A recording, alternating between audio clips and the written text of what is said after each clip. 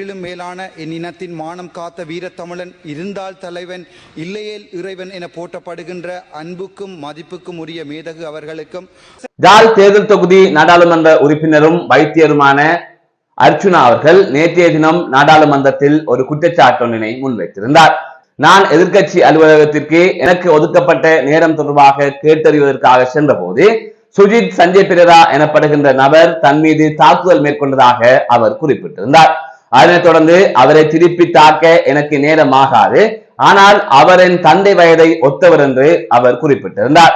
அதற்கு பதிலளித்த சுஜித் சஞ்சய் பிரேரா அவர்கள், நான் அவ்வாறு தாக்கவில்லை, இவர் முன்வைக்கின்ற குற்றச்சாட்டுகள் பொய்யானவை, அதனை தாண்டி இவர்தான் மோசமான வகையில் நடந்து கொண்டார் என்று கூறியிருந்தார். இது தொடர்பாக நாடாளுமன்ற உறுப்பினரான நளின் பண்டார அவர்கள் தெரிவிக்கின்ற போது, இவர் எதிர்க்கட்சி தலைவரின் செயலாளரிடம் மிக மோசமாக நடந்து கொண்டிருந்தார்.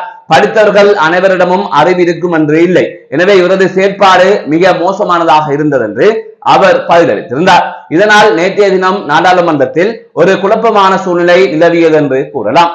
அதனை தாண்டி வழக்கம் போல, அதாவது முதல் முறை நாடாளுமன்றம் கூடுகின்ற போது அங்கே எதிர்க்கட்சி தலைவருக்கு ஒதுக்கப்பட்ட ஆசனத்தில் அர்ச்சுனா அமர்ந்த தொடர்பாக இலங்கை முழுவதும் பரபரப்பாக பேசப்பட்டது. அந்த பிரச்சனை ஓய்ந்த நிலையில் தற்பொழுது நாடாளுமன்றத்தில் அர்ச்சுனா பேசிய பேச்சு மீண்டும் இலங்கை அளவில் அவர் தொடர்பாக பேச வைத்திருக்கிறது. அந்த வகையில் அவரது கன்னி உரை தமிழர்களிடையே பெரும் வரவேற்பை பெற்றிருக்கின்றது. மேதகு என்று அந்த உரையை அவர் தொடங்கியிருந்தார். இது தொடர்பாக விரிவாக பார்க்கலாம். Honorable Speaker, esteemed members of Parliament and the beloved citizens of the motherland called Eelam, வரலாற்றை அர்ப்பணிப்பிலிருந்து ஆரம்பிக்க ஆசைப்படுகிறேன்.